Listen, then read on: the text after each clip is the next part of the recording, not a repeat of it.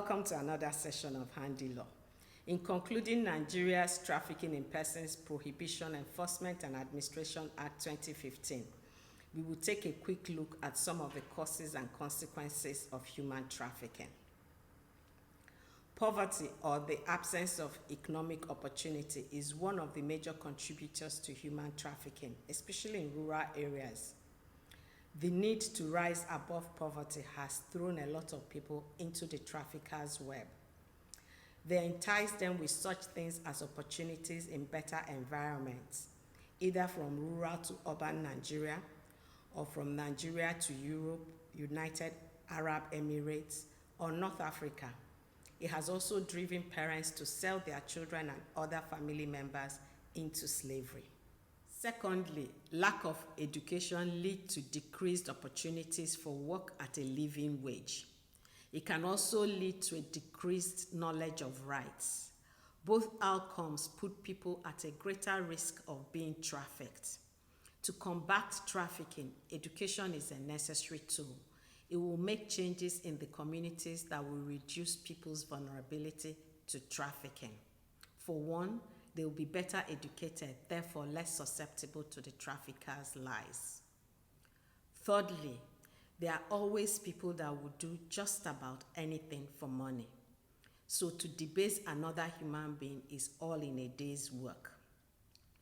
The demand for cheap labor and commercial sex lead to opportunities for traffickers to exploit people.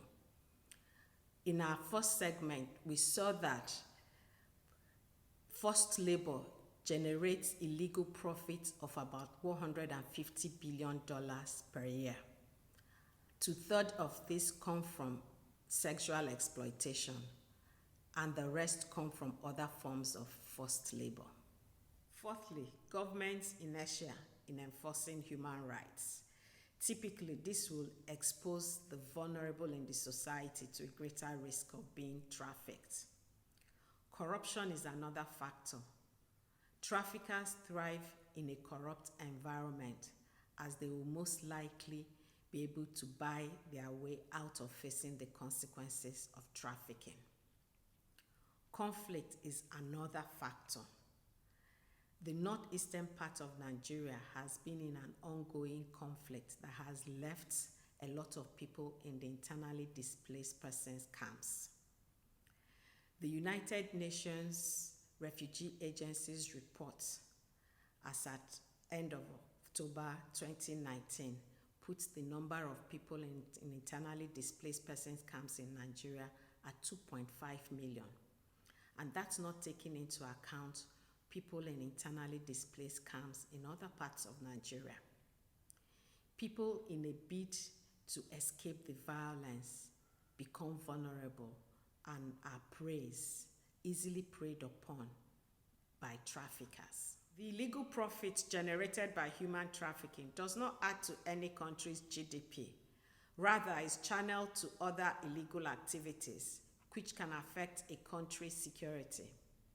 For example, increase in violence and crime.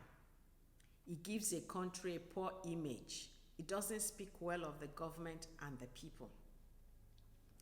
I hope I've been able to give you useful information in this series. Please don't forget to like, share, and subscribe.